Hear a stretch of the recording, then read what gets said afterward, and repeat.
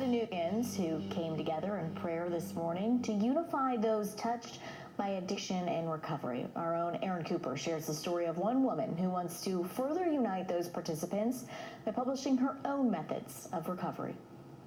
This morning, I met Veronica Slack. She's a former addict and now an author. Her books are aimed to bring those going through addiction recovery into the light and encourage them to write. A new day was welcomed by 300 people on the Walnut Street Bridge Sunday morning through a prayer for those touched by addiction. It may only be a few seconds, but it's a lifeline for us. Each of those 300 people have their own addiction story, and Veronica Slack wants to help them tell it. Recovery journals are for any person. Welcome. Thank you. She makes it her mission to help others in recovery through her book series, I Didn't Ask to Think This Way, I Just Do. In recovery, we learn to open up and say the distorted things that are in our minds. A series of journals. It tells you to relate, comment, or add to the thought. Build your book. Encouraging its author to set daily goals. 3 things: morning, afternoon, evening. The journals are formatted from her own addiction and recovery experience. While my friends were graduating from high school, I was graduating to becoming a junkie. I had tracks up and down my arms. She tells me she had been abusing certain substances from before she was 12 years old. Today, 28 years sober, she greets every friend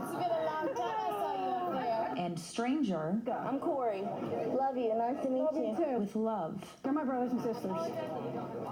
Okay, and whether they're in a program, not in a program, wherever they are,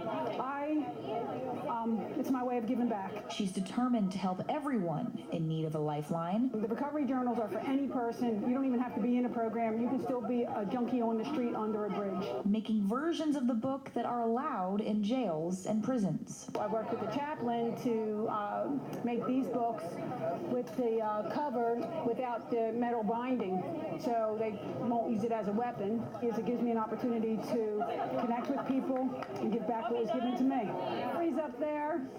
More family, yes. Veronica has several other books in her collection, all aimed at helping the reader navigate the recovery journey. She is working to incorporate her books into nearby mental health, prison, and court system programs. Reporting in the studio, I'm Erin Cooper, News Channel 9. Organizers of this year's Unity on the Bridge tell us the 300-plus participants today tripled last year's attendance. The largest disc dog competition